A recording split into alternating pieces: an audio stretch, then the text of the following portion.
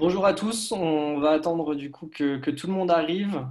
Effectivement, si, pour ceux qui étaient déjà là ce matin, il y a un système de file d'attente donc sur Zoom, donc chacun arrive par paquet.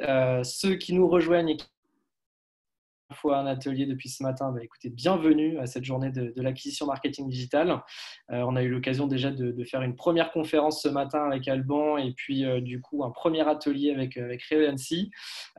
Et bien à partir de maintenant, on va évoquer donc un nouveau levier innovant d'acquisition marketing avec donc le pré-targeting. Et l'idée, bah, justement, c'est de travailler sur le haut de tunnel, quelque chose dont on entend un peu moins parler que les autres leviers et les autres stades de l'acquisition. Donc, c'est quelque chose qui est, je pense, très intéressant pour vous de découvrir si vous ne connaissez pas. Je sais qu'Alban a préparé beaucoup de choses intéressantes. Il va nous parler d'intelligence artificielle qui aujourd'hui a un impact très très fort sur l'acquisition et sur l'optimisation des investissements médias. Je sais qu'il y a aussi des chiffres, donc ça va être intéressant aussi de voir un petit peu comment les acteurs avec lesquels nous travaillons utilisent le pré-targeting dans leur acquisition de nouveaux clients. Voilà, donc là, je vois qu'il y a une petite dizaine de spectateurs. Les gens arrivent au fur et à mesure. Je vous encourage vivement à poser vos questions, à participer donc avec l'onglet Converser qui est en bas de votre écran et de ne pas hésiter à nous poser des questions pendant la conférence. On y répondra directement pendant la conférence. Si vous avez besoin d'éclaircir un point, voilà, de plus de précision, de poser une question en particulier, voilà, utilisez cet onglet-là. Pensez bien à mettre tous les conférenciers et les participants pour que tout le monde puisse voir du coup votre question. Il y a aussi l'onglet questions-réponses que vous pouvez utiliser et que du coup je modérerai et je poserai directement les questions à Alban, même en pleine conférence. Donc n'hésitez surtout pas. Et on prendra un petit peu de temps aussi à la fin pour faire quelques échanges et prolonger la discussion.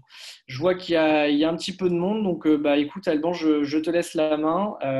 Bon atelier et écoutez à tous, bonne découverte sur ce nouveau levier. Merci Alexandre. Effectivement, nous continuons cette journée focalisée sur l'acquisition. Donc, on a pu débuter avec une keynote sur le marché. Vous avez certainement enchaîné avec le retail média. Ce que je vais évoquer maintenant, c'est justement le brand perf. Si vous avez fait les deux premières conférences, il y a quelque chose qui ressortait de manière assez forte, c'est comment jouer avec utiliser plutôt la partie branding et la partie performance. J'en ai parlé assez longuement en fait sur la première conférence. Ça a été abordé également sur la deuxième avec le cas de Haier qui avait donc la marque d'électroménager qui avait pour ambition effectivement à la fois d'avoir une approche branding et à la fois une approche performance. Et effectivement, la fusion de la performance et du branding, c'est ce qu'on appelle en fait la brand perf et c'est le sujet de cet atelier. Je vais juste revenir en deux slides sur qui nous sommes, pour ceux qui n'étaient pas là pour le premier atelier. Notre mission est relativement simple en fait chez Handvoice, c'est d'aider les marques, les retailers à faire de l'acquisition de nouveaux clients. Qui dit nouveaux clients dit justement haut de tunnel, comment aller chercher des gens qui ne sont pas encore venus sur le site de l'annonceur, qui n'ont pas encore débuté leur préparation d'achat. Et donc, cette notion de haut tunnel, c'est un enjeu qui est pour nous clé, clairement, pour les prochains mois, dans l'objectif en fait, de recruter plus de nouveaux clients. Et pour cela, on utilise en fait deux choses, l'intelligence artificielle, donc on en parlera pas mal lors de cet atelier, et en même temps, une approche responsable, on en parlera également tout à l'heure. Quelques chiffres sur Handvoice. Donc, c'est une structure dédiée véritablement sur l'IA appliquée en fait à la publicité. C'est une équipe de 25 personnes à la fois expertes en marketing et en data science. On a levé plus de 5 millions d'euros auprès de fonds d'investissement qui nous ont permis effectivement d'investir massivement dans cette solution techno. C'est plus de 100 clients et c'est une solution qui a été récompensée maintes fois à travers un certain nombre de prix sur ces dernières années. On utilise cette solution donc d'acquisition pour différents types de clients, quel que soit le secteur. Comme vous pouvez le voir ici, c'est c'est du Jules dans la mode, c'est du Becquet dans la maison, c'est de la GMF en banque assurance par exemple, c'est Senpact pour les services aux entreprises, et puis les services en fait B2B. Donc c'est une solution en fait qui s'applique à tous les secteurs, et ce qui en fait effectivement quelque chose d'assez intéressant pour les annonceurs. Voilà, quelques mots sur Envoice pour replacer un petit peu le contexte.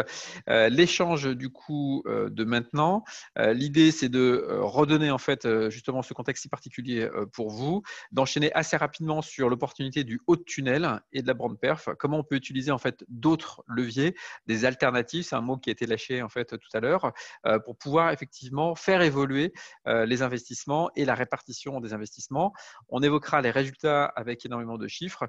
Et puis, on parlera effectivement de ce ciblage haut de tunnel demain avec le changement que j'ai pu évoquer tout à l'heure, qui est la disparition du cookie tiers. Et donc, comme évoqué avec Alexandre, n'hésitez pas à poser des questions au fur et à mesure. J'ai la deuxième fenêtre à côté. Ça nous permettra d'y répondre durant la présentation. Donc, s'il y a un point d'incompréhension ou vous avez une question sur une slide, sur une idée en fait qui a été évoquée, n'hésitez pas, ou même un feedback. C'est toujours intéressant effectivement d'avoir un échange interactif. Alors, on va commencer par le contexte. C'est un résumé de ce que j'ai pu évoquer tout à l'heure pour ceux qui n'étaient pas là. Donc, ce qui est important, c'est de comprendre que le contexte est très, très différent maintenant par rapport à il y a 6 mois. Les attentes en fait, des consommateurs sont très clairement très différentes. On a véritablement un appétit pour un nouveau mode de consommation. Donc, je n'en reviendrai pas dans le détail, mais effectivement, les consommateurs se projettent sur une façon de consommer qui est plus responsable, qui est plus respectueuse. Et on voit bien effectivement que les marques ont davantage l'ambition de communiquer sur leurs valeurs versus en fait leurs produits. Vous avez 2 exemples sur la slide. La Redoute avec son nouveau spot télé, et Aldi depuis plusieurs semaines, avant même le Covid, qui parlait en fait du nouveau consommateur. Donc, il y a véritablement en fait un enjeu lié à ce besoin de communiquer sur les valeurs et pour les consommateurs d'avoir des marques qui soient utiles au quotidien. Et en même temps, il y a une contradiction potentiellement entre la communication et la réalité. C'est le retargeting massif, c'est la communication d'opportunités, comme j'évoquais avec Nike, Adidas, pour la malheureuse affaire autour de George Floyd. Et en même temps, le prix est la variable en fait la plus importante pour la majorité clairement des Français. Et en même temps, vous avez effectivement une bonne partie des entreprises en France et ailleurs qui sont dans des situations complexes parce qu'effectivement l'activité a été complètement stoppée durant plusieurs semaines, plusieurs mois. Donc on se retrouve à devoir accélérer, au moins essayer de récupérer le niveau d'activité avant le Covid, à défaut effectivement de récupérer ce que l'on a perdu durant le Covid. Donc on a à la fois effectivement des consommateurs qui ont un besoin grandissant que l'on communique sur les valeurs, qui veulent des nouveaux modes en fait, de consommation. Et de l'autre côté, on a des attentes des consommateurs également sur les prix, sur les promotions, et en même temps un besoin impérieux pour les entreprises d'optimiser en fait la performance. Donc vous avez d'un côté la partie branding, vous avez de l'autre côté en fait la partie performance, et on a eu comme témoignage justement sur la marque Hire, c'est exactement ça. Comment j'arrive en fait à impacter davantage mon business à travers en fait les campagnes de communication. Donc cette fusion du branding et de la performance, c'est ce qu'on appelle le brand perf. Donc l'idée c'est de voir maintenant comment on peut aller chercher effectivement une communication donc liée aux valeurs, liée au branding, et en même temps des performances. Et ça va être du coup tout l'intérêt de cet atelier-là. Donc cette fusion, cette combinaison performance-marque, comment on peut y arriver? En préambule, donc, ce qu'il faut avoir en tête, c'est que justement, il y a un changement aussi côté techno. C'est-à-dire que depuis quelques années, nous avons des technologies qui permettent d'aller beaucoup plus loin que ce que l'on pouvait faire en fait avant. encore à l'heure actuelle, on a tout de même une communication digitale qui est très humaine. C'est-à-dire que dans le fonctionnement en fait classique, on a en fait un brief d'annonceur avec une cible, avec des objectifs, et puis on va avoir en fait une personne ou plusieurs d'une équipe de trading qui vont mettre en place justement en fait cette campagne et optimiser manuellement. Ça, c'est la publicité en fait que l'on connaît depuis maintenant digitale, depuis que l'on connaît depuis maintenant une vingtaine d'années. Ce qui est intéressant, c'est que des technologies puissantes comme l'intelligence artificielle permettent de remplacer une bonne partie justement de ce travail humain et d'être beaucoup plus fin dans le ciblage, beaucoup plus fin dans l'optimisation, comme on va le voir en fait tout à l'heure, tout en faisant gagner énormément de temps. Cette approche brand perf, c'est quoi? C'est tirer le meilleur du branding, donc avoir justement une communication sur des supports premium, une diffusion de qualité, une diffusion respectueuse des internautes avec justement une gestion par exemple de la fréquence et de la répétition très stricte. Voilà, c'est ça le meilleur du branding. Comment on peut récupérer cet environnement qualitatif dans la diffusion. Et en même temps, comment on peut y associer des KPI de performance, donc des KPI qui sont soit le coût de la visite qualifiée, cela peut être le coût lead, le coût d'acquisition client ou le ROI, alors qu'effectivement sur du branding, on va plutôt être sur des KPI très simples comme le taux de bannière vue ou du coup le taux de clic. Donc là, on va aller un cran plus loin. Et puis aussi, il y a une question sur le modèle. Le branding, c'est très CPM, la performance, c'est très CPC. Voilà, comment on peut arriver aussi à concilier justement ces deux modèles. Alors, le point important, c'est qu'il faut, pour arriver à ça, mieux comprendre en fait les consommateurs. Et donc, c'est là où intervient notamment l'intelligence artificielle. On a des milliards et des milliards et des milliards d'actions d'internautes tous les jours sur le digital. Donc, une action, c'est quoi? Ça va être une visite sur un site, ça va être la lecture d'un article, ça va être le fait de regarder une vidéo, ça va être la découverte d'un blog, etc., etc. Donc, ça, ce sont des signaux faibles. Donc, effectivement, aujourd'hui, les signaux faibles donnent des indications sur ce que la personne est en train de faire par opposition à un signal fort où là, justement, l'information est très claire.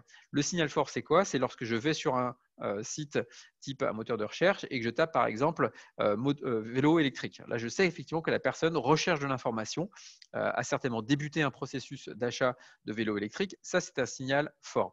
Un autre signal fort, c'est la visite sur votre site. Ça, c'est un signal fort. Donc là, vous avez effectivement différentes techniques pour gérer ces signaux forts. Donc, c'est le search targeting et c'est le retargeting.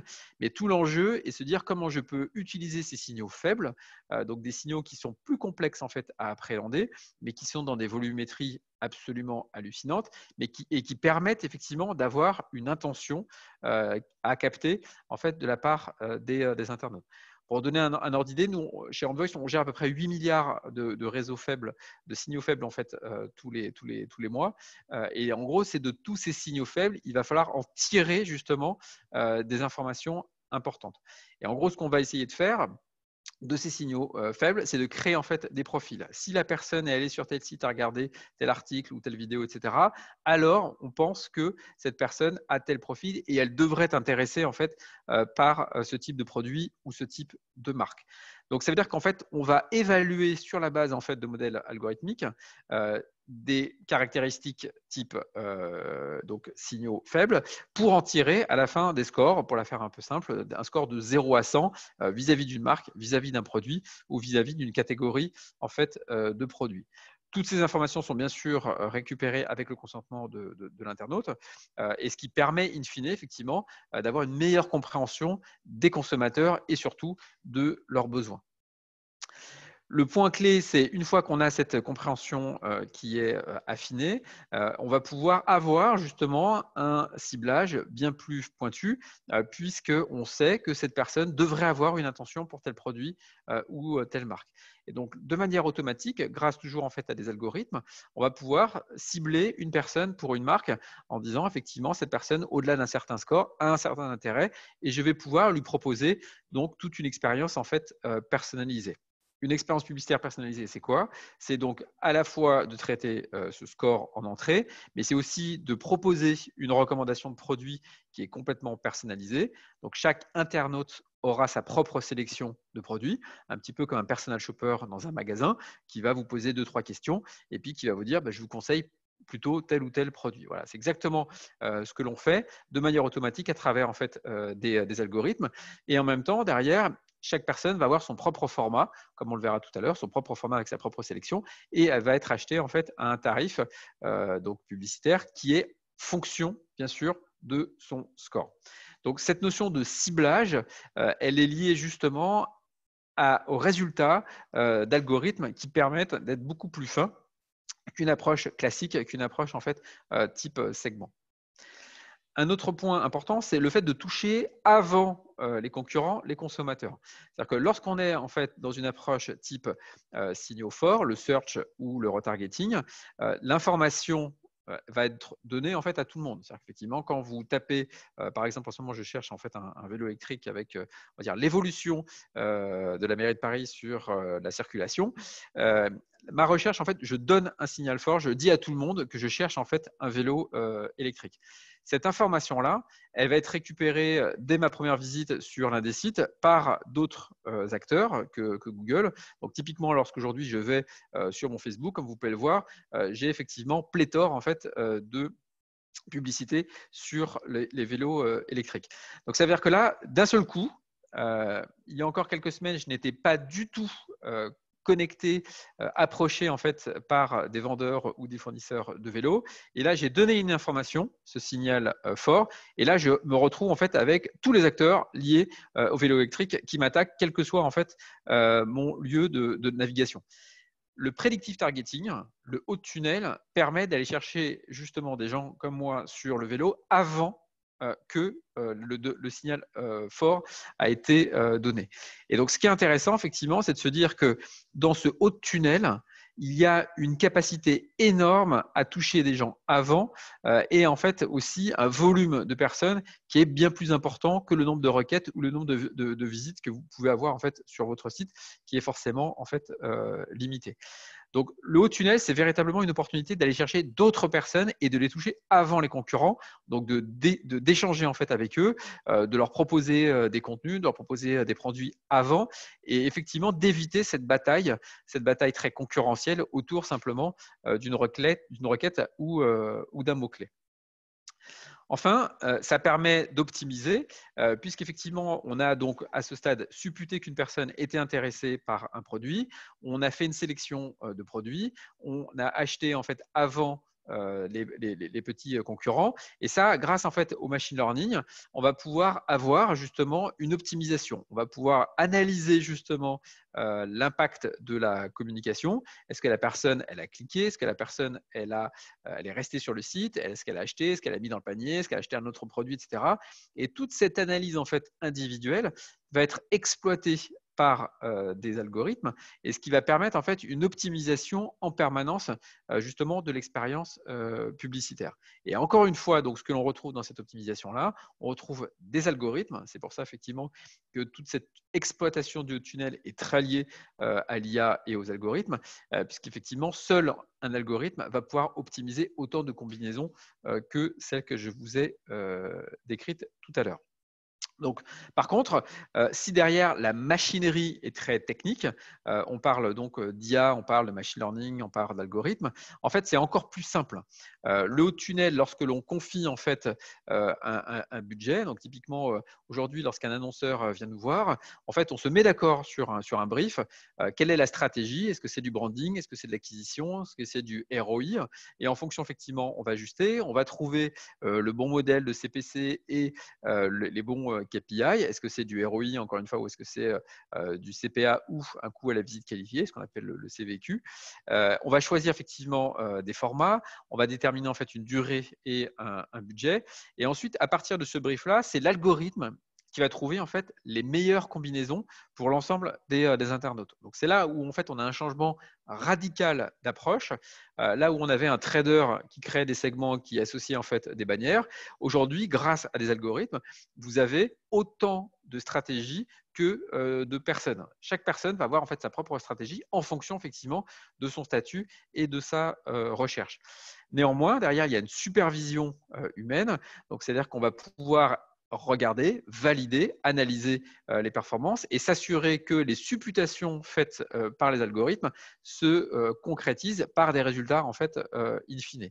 Donc, c'est vrai que cette approche à la fois algorithmique et humaine simplifie grandement le travail en fait de tous les intermédiaires, donc nous, les agences et également en fait les annonceurs, puisque du coup derrière il n'y a rien à faire, c'est l'algorithme en fait qui va effectuer l'optimisation et la gestion des campagnes. L'idée, c'est tout de même de maintenir en fait une approche responsable, comme j'évoquais tout à l'heure. Un des problèmes de la publicité aujourd'hui, comme c'est très complexe et très coûteux en temps en fait, à gérer, on se retrouve à avoir une expérience publicitaire qui est souvent très pauvre, avec énormément de répétitions sur des mêmes formats. Je prends par exemple le vélo électrique que j'indiquais tout à l'heure. En fait, je l'ai acheté donc il y a maintenant 10 jours sur le site, donc pour pas citer d'Angel, et je me retrouve à être de nouveau et encore en fait retargeté à la fois par Angel, chez qui j'ai acheté, et en même temps par les petits copains, parce que du coup cette information traîne. Voilà, donc ça c'est typiquement le type d'expérience qu'il faut absolument en fait stopper. Et donc du coup les algorithmes, lorsqu'ils sont bien utilisés, permettent de prendre en considération cette information et de dire si la personne a acheté par exemple comme moi le vélo électrique, soit je stoppe du coup la campagne, soit au contraire par exemple je pourrais lui proposer des produits qui sont complémentaires, des accessoires. Et ça serait véritablement en fait un plus pour le consommateur versus me retrouver en fait à avoir les mêmes vélos alors qu'effectivement j'ai plus du tout besoin de vélo actuellement. Donc cette notion de compréhension du consommateur, de compréhension de ses besoins, d'optimisation en temps réel, etc. Ça va permettre effectivement pour le consommateur de vivre quelque chose en fait de plus respectueux et de plus intéressant pour lui. Ça, c'est sur le fond. Et sur la forme, bien évidemment, on va essayer de faire très attention sur les formats utilisés, sur le nombre de répétitions pour éviter la surpression et justement l'utilisation de formats qui ne sont pas intrusif. Et ça, cette approche de compréhension des besoins et en même temps d'optimisation et en même temps de traitement de la publicité, ça va permettre de proposer une expérience qui est complètement respectueuse et responsable en fait pour les internautes et ce qui va enrichir bien évidemment la façon dont on appréhende la marque qui nous adresse ce message publicitaire. Ça, c'est un exemple. C'est-à-dire que typiquement, on va avoir donc un annonceur donc, qui va nous faire une campagne. Et en gros, derrière, chaque personne touchée va avoir un score différent. Donc là, nous avons par exemple 3 personnes qui vont avoir des scores différents, 23, 64 et 47%. Donc en gros, c'est le fameux score de 0 à 100 que j'évoquais tout à l'heure. Et donc chaque personne, en fonction de ce score, va être acheté à un CPM, un équivalent CPM en fait différent. Plus le score est élevé, plus je pourrai acheter cher une personne parce qu'elle a plus de potentiel. Et puis je vais ajuster en fonction en fait du potentiel.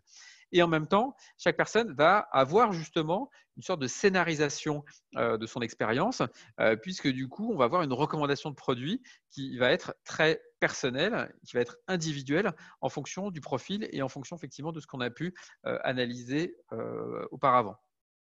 Un autre exemple, c'est effectivement ce que l'on fait par exemple avec Jules, où là, on va avoir des campagnes avec bien sûr du produit pour générer en fait de la performance, mais une première partie, un premier contact qui peut être différent en fonction des personnes. Donc, pour les personnes que l'on va estimer très appétents aux promotions, on va plutôt, par exemple, là, c'était encore la semaine dernière, leur montrer, leur faire profiter en fait d'une promotion donc très prix. Et pour des personnes que l'on juge effectivement plus sensibles justement aux valeurs, on va leur adresser un message sur le programme de Jules Men in Progress, qui va évoquer justement la façon dont Jules réalise son activité dans une approche en fait responsable. Et ensuite, on enchaînera avec une sélection toujours personnalisée, typiquement de produits. Et c'est cette association qui permet effectivement d'avoir quelque chose de réellement propre à chacune des personnes et de pouvoir traiter également branding et en même temps performance. Je vais pouvoir raconter une histoire grâce à cette individualisation tout en ayant derrière des KPI en fait, de performance. Donc, ce qu'on veut éviter, en fait, c'est le piège du manque de pertinence dans la communication, où lorsqu'on prend en fait un segment, mais qu'on ne sait pas exactement qui est la personne et dans quel état d'esprit elle se trouve, on va potentiellement y associer un produit ou une promotion qui va être en totale contradiction avec justement ce que la personne recherche spécifiquement. Donc, l'intérêt de l'individualisation versus le segment, ça va permettre de rentrer dans cette compréhension des besoins, de rentrer dans cette exploitation justement des attentes et proposer une expérience clairement publicitaire. Je vois qu'on a une question voilà, j'allais te le dire. justement. Voilà, sur le, est-ce qu'on parle de search ou du social? On parle justement ni de search ni de social.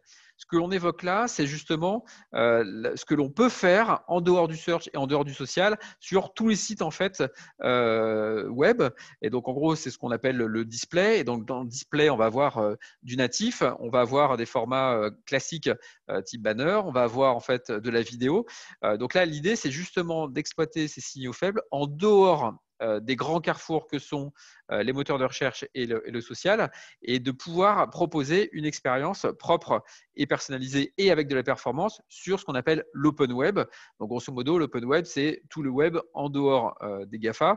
Donc sachant que les plateformes, donc Google, Facebook, Amazon, c'est à peu près effectivement 45% du temps passé par les internautes, et les 55% de leur temps sont plutôt effectivement sur les sites médias, sur les blogs, sur les sites communautaires, sur les sites marchands, etc. Donc là, ce que l'on évoque là, c'est tout ce que l'on peut faire justement sur cette partie du web, donc sur des sites médias, sur des blogs, sur des sites marchands, afin effectivement d'avoir cette expérience en fait complètement personnalisée.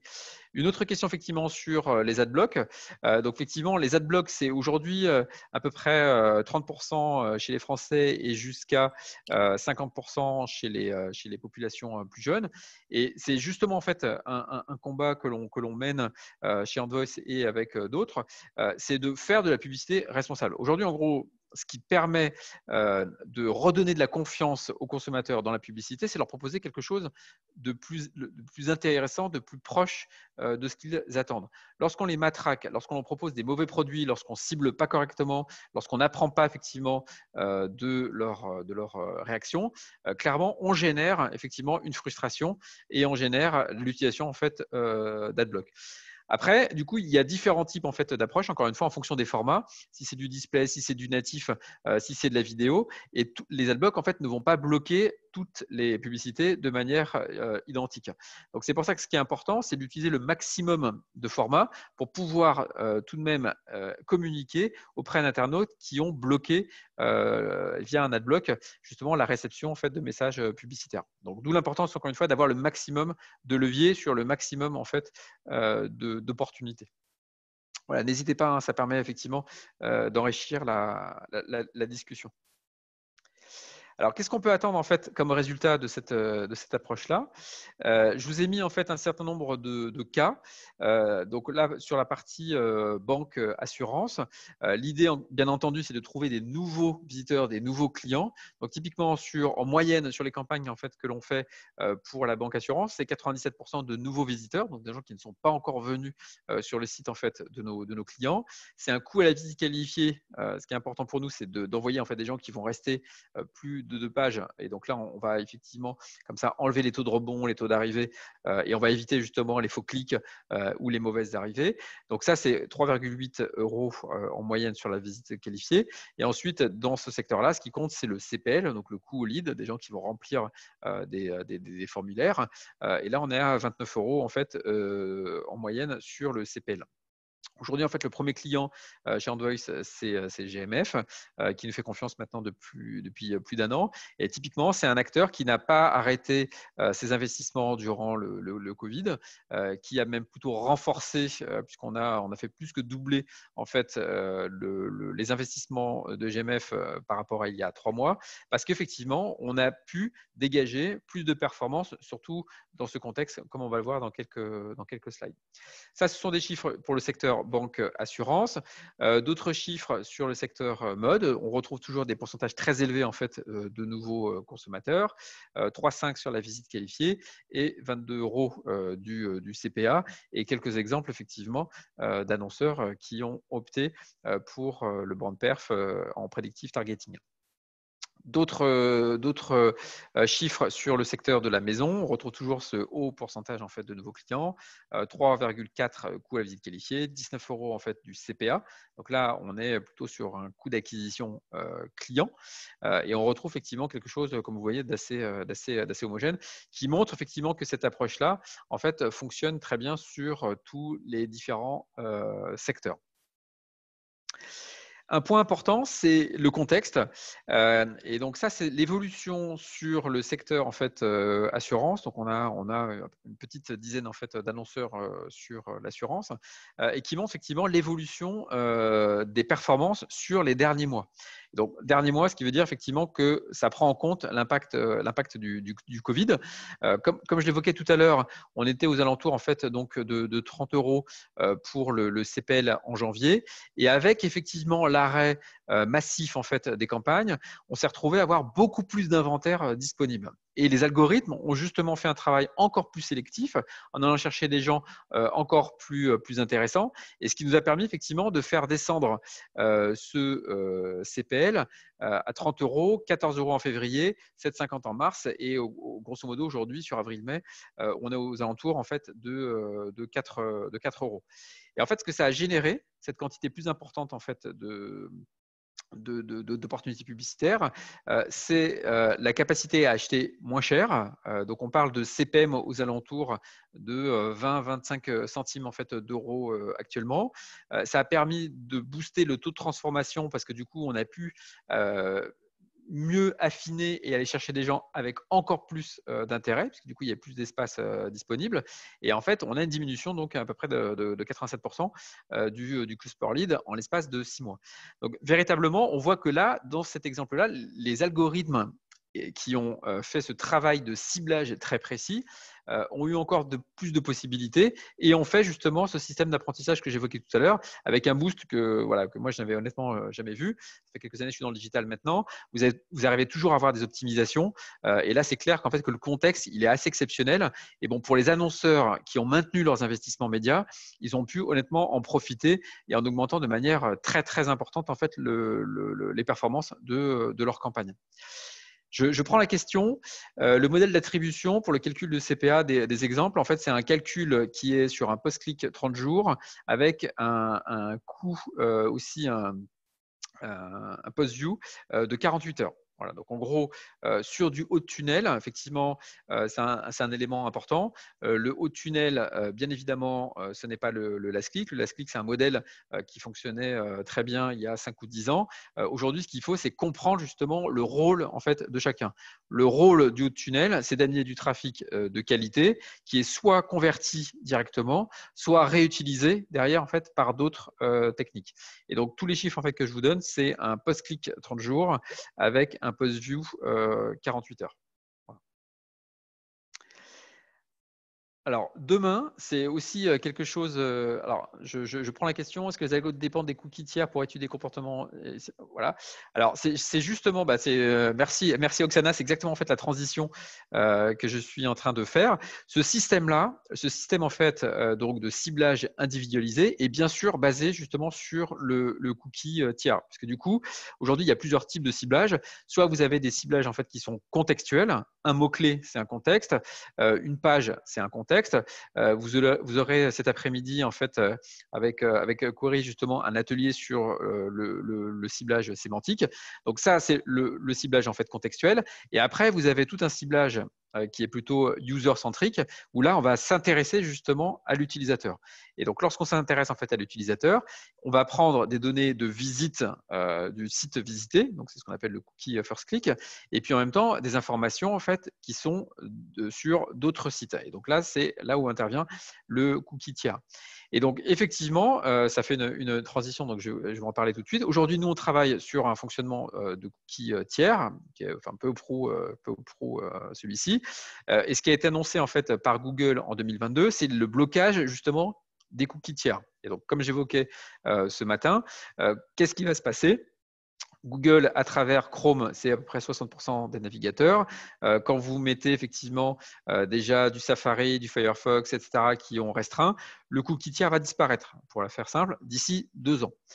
Et donc, en gros, qu'est-ce qui va se passer? Vous allez avoir en fait une information qui va être logée à l'intérieur du navigateur et donc non pas partagée avec différents tiers.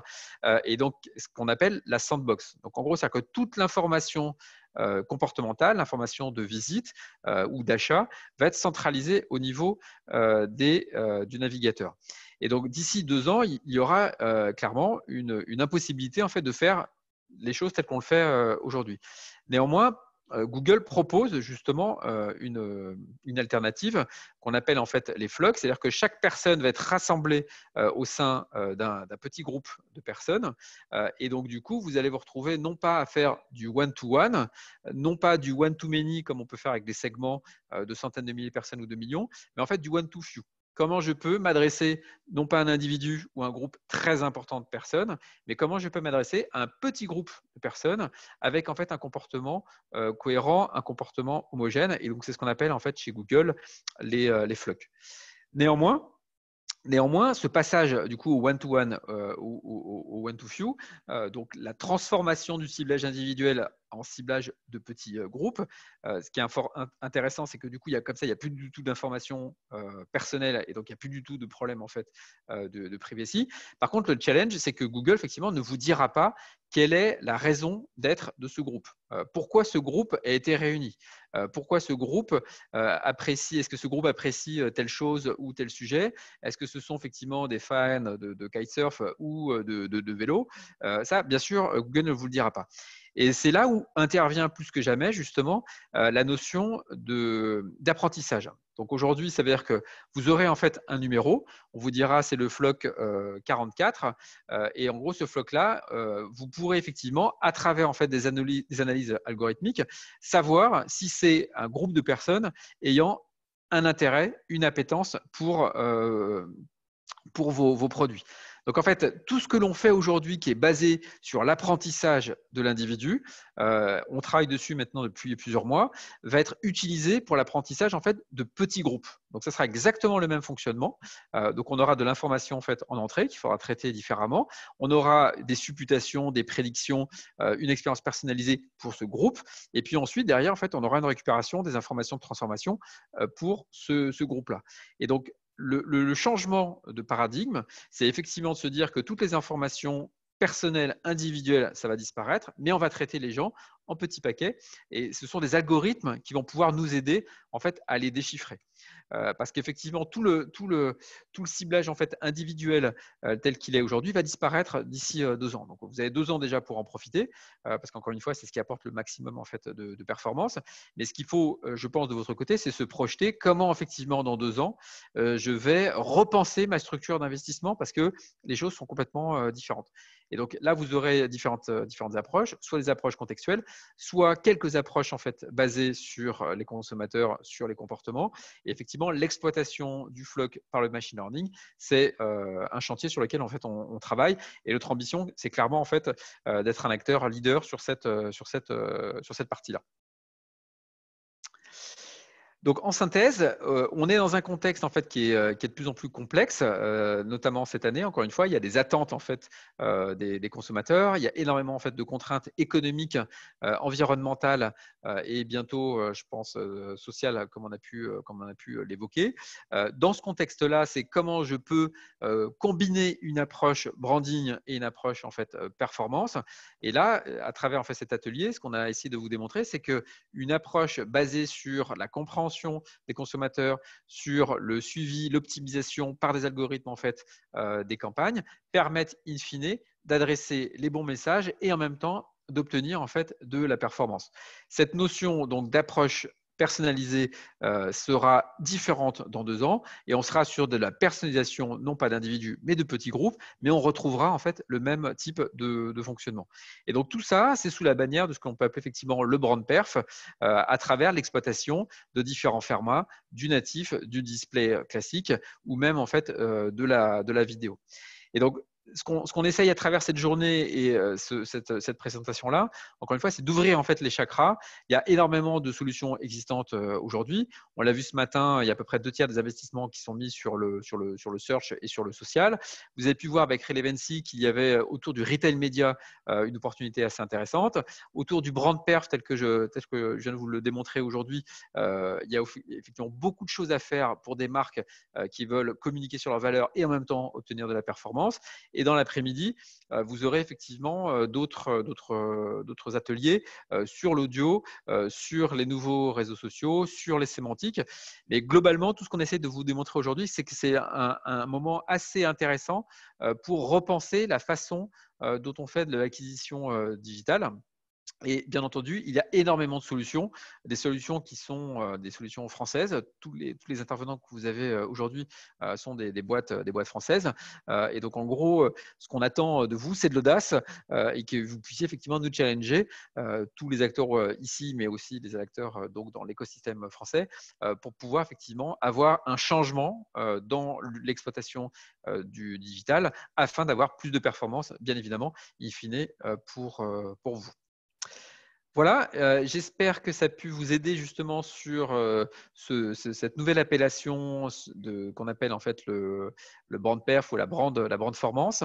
Peut-être qu'il y a des questions supplémentaires par rapport à tout à l'heure.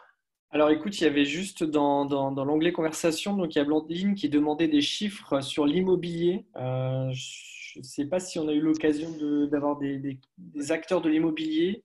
Oui, alors on a travaillé avec quelques acteurs, mais pas assez pour que je puisse Ouais, donner en fait des chiffres. En gros, ce qu'on essaie dans la communication des chiffres, c'est d'avoir au moins une dizaine de clients. Comme c'est ça ça. permet de noyer en fait les performances de chacun, parce que bien évidemment en fait, on ne partage pas les performances en fait des différents acteurs. Donc en gros, ce que je peux vous dire dans l'immobilier, on a lancé 3-4 campagnes là récemment. Pourquoi récemment? Parce qu'effectivement, si vous êtes dans l'immobilier, il y a eu les municipales qui ont freiné énormément en fait de programmes. Là, du coup, effectivement, ça commence à être relancé puisqu'il y a, on va dire, un contexte plus favorable au niveau des communes. Et grosso modo, on va retrouver des chiffres qui ne sont pas très très loin du secteur en fait banque-finance, tel que vous l'avez vu tout à l'heure. C'est-à-dire qu'on va plutôt être sur du CPL et on va être sur des choses assez similaires en fait à ce que vous avez pu voir tout à l'heure sur la banque et la finance. Voilà. Donc effectivement, ça se passe assez bien à cette logique en fait immobilière, puisque c'est de la même façon. C'est si vous arrivez en fait à comprendre que la personne est en train de consulter un certain nombre de sites spécifiques, vous pouvez imaginer effectivement qu'elle est intéressée ou qu'elle est en train de déménager. Et dans ce cas-là, l'algorithme va pouvoir lui proposer typiquement des produits immobiliers personnalisés en fonction de son comportement pour éviter effectivement d'avoir des produits qui sont soit trop chers, soit pas assez chers. Et donc, c'est cette personnalisation-là qui va faire en sorte d'obtenir en fait le maximum de performance aussi sur l'immobilier. Très bien. Si jamais d'autres personnes ont des questions, qu'ils n'hésitent pas à utiliser soit l'onglet questions-réponses ou conversation. Une question donc de Karine. Chez l'annonceur, quels métiers, fonctions font appel à vous? Alors, c'est une très bonne question. Ouais. Toute la difficulté aujourd'hui, c'est la structuration en fait des équipes marketing. C'est-à-dire que historiquement, en fait, on parlait beaucoup avec les fonctions acquisition. Donc, qui dit acquisition dit plutôt performance. Et on parlait assez peu en fait avec les fonctions branding, qui étaient plutôt justement sur la création de segments, sur de la vidéo, etc., etc. Et en fait, ce dont on s'est rendu compte, et je pense que vous devez le vivre à peu près tous chez vous, c'est que vous avez la même boîte, vous avez les mêmes valeurs, vous avez les mêmes objectifs. Par contre, vous avez deux équipes qui se parlent plus ou moins avec, elles, des objectifs complètement différents. C'est-à-dire qu'en gros, on va être sur du taux de visualisation ou des taux de clics sur le branding. On va être sur du CPL ou du ROI ou du CPA côté performance.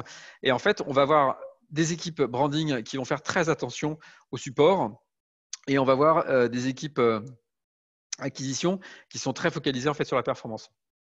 Et là, vous vous dites, j'ai la même marque avec des objectifs globaux qui sont cohérents. Je parle à deux personnes qui ne parlent pas le même langage, qui n'ont pas les mêmes modèles. Il y en a un qui est plutôt au CPC, l'autre qui est plutôt au CPM, qui n'ont pas les mêmes KPI, qui n'ont pas du tout la même lecture en fait du contrat entre la marque et en fait le consommateur. Et lorsqu'on parle brand perf, c'est au milieu. Voilà. Et brand perf, donc du coup, ça veut dire que ce discours en fait de brand performance, de brand perf, c'est plutôt un discours qu'on a avec les CMO, qui est de dire aujourd'hui vous avez deux équipes, il y a une distorsion, il y a un manque de cohérence en fait entre les deux, parce que chacun, encore une fois, ils ont des objectifs différents.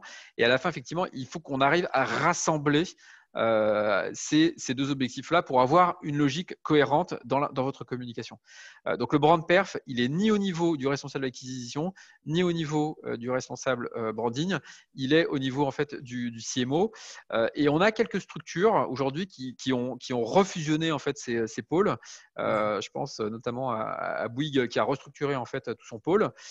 Et clairement, nous, on est plutôt pour cette approche-là parce que, encore une fois, il y a un contrat entre la marque et le consommateur. Il n'y en a pas deux avec deux approches différentes. Là, aujourd'hui, entre un pôle branding et un pôle acquisition, lorsque vous évoquez ces sujets avec les uns et avec les autres, vous avez l'impression d'avoir deux boîtes avec deux stratégies complètement différentes. Et donc, effectivement, moi, je suis plutôt pour avoir une vision globale. Le brand perf, c'est le bon intermédiaire entre les deux. Et ça, c'est clairement des discussions qu'on a plutôt en fait avec un directeur marketing ou un responsable marketing. Ou alors, du coup, on rentre par le branding ou l'acquisition et on remonte un moment à un autre, effectivement, à quelqu'un qui a la vue globale. Si je peux compléter ce que tu dis, on a fait une interview de Sakina El-Karshawi qui est en charge de toute l'acquisition et le média à la GMF. Il y a une interview sur le blog d'Envoice où justement, elle fait partie en fait d'une équipe qui est visibilité, acquisition et engagement. Donc, ils ont réuni au sein du département marketing et communication plusieurs compétences pour justement apporter cette notion de brand perf qui est très intéressant et du coup, voilà, ça complète effectivement ce que tu disais aussi sur la fusion des équipes Tout au à fait. sein même des grands groupes pour justement répondre en fait à cette nouvelle attente et cette nouvelle stratégie d'achat média. Et c'est important parce que typiquement, nous, là, en gros, on lance la vidéo et l'intérêt, c'est de pouvoir raconter en fait une histoire. C'est-à-dire qu'on a un consommateur, potentiellement, on va lui adresser une première, une deuxième vidéo parlant effectivement plutôt marque et ensuite, on va pouvoir enchaîner. Typiquement, à partir d'un moment où on voit qu'il y a une certaine réceptivité, on va pouvoir enchaîner en fait avec une communication qui est plus produit. Si vous avez deux départements avec deux stratégies, il n'y aura aucune cohérence. C'est-à-dire qu'en gros, vous allez adresser en fait à certaines personnes des vidéos, à d'autres personnes des produits qui sont des publicités qui sont 100% marques, potentiellement avec beaucoup de retargeting derrière, sans avoir en fait de cohérence. Et potentiellement, vous aurez des gens que vous allez toucher et qui vont dire ah oui finalement c'est pas mal cette pub, c'est pas mal cet engagement, c'est pas mal cette marque, mais que derrière vous n'allez pas convertir parce qu'effectivement c'est deux silos. Voilà, le brand pair ça doit casser ça. Voilà, le brand pair, ça doit raconter en fait une histoire, ça doit évangéliser en fait les gens sur la marque, ça doit faire en sorte qu'on passe d'une perception intéressante à une intention en fait d'achat. Et le seul moyen de faire ça, c'est d'avoir quelque chose de continu. Voilà. Et le brand pair, ça répond en fait à cet objectif-là. Alors j'ai Il nous vu. dit donc, du coup pas vraiment du ressort du directeur responsable e-commerce ou directeur commercial. Alors le responsable e-commerce, il peut Alors intervenir. Oui, tout à fait. En fait, responsable commercial, moins, clairement, parce Oui, qu'effectivement, lui, généralement, il est plutôt en charge en fait de l'offre. c'est ça. Et donc, on est plutôt effectivement sur une phase amont. Après, effectivement, en fonction des structures, on peut avoir le responsable e-commerce, clairement. Ouais. Parce que le responsable en fait commerce, justement, lui, il va être. Alors, c'est aussi toute la difficulté en fait justement des organisations, c'est-à-dire que vous pouvez en fait avoir quelqu'un qui gère l'e-commerce avec lui qui va tenir en fait des objectifs très forts en termes de chiffre d'affaires et en fait à côté un pôle marque, communication, branding qui est plutôt effectivement sur d'autres KPI. Voilà. Et potentiellement dans certaines structures, il n'y a pas c'est pas rassemblé en fait sous la même bannière. Donc dans ces cas-là, on rentre plutôt clairement par le responsable e-commerce, qui ensuite derrière en fait on essaye de fusionner les discussions avec la responsable marque. Voilà. Ça dépend des structures, effectivement. Ouais. Et peut-être, moi, pour compléter ta présentation, est-ce que tu peux nous dire voilà, comment on lance une campagne du coup de pré-targeting avec Envoice? Est-ce que c'est compliqué? Est-ce que voilà, comment tu pourrais Non. justement nous Ouais, préciser un peu plus du coup pour ceux qui nous suivent, s'ils souhaiteraient lancer une campagne dans les prochaines semaines, comment ça se passe et est-ce que c'est compliqué à lancer? Non, alors c'est l'intérêt, c'est-à-dire qu'effectivement, lorsqu'on parle, dès qu'on parle personnalisation, dès qu'on parle en fait ciblage, tout de suite, d'un seul coup, on va se dire, oh là, il me faut une DMP, il me faut voilà, un hub de data, etc., etc. Donc, c'est des projets qui sont très coûteux, c'est des projets qui sont très longs. Effectivement, je pense qu'aujourd'hui, il y a eu peu de retours sur investissement faits sur les DMP, malheureusement. Donc, il n'y a pas tout ça. En fait, nous, ce qu'on fait, c'est que notre job, c'est justement de vous aider à faire cette acquisition de manière très simple. Donc, je vais prendre en fait un exemple très concret. On a signé, par exemple, donc une structure qui s'appelle Ornicar, qui est le leader en fait des services autour de la conduite. Donc, en gros, c'est donc le permis de conduire, le code, etc., etc.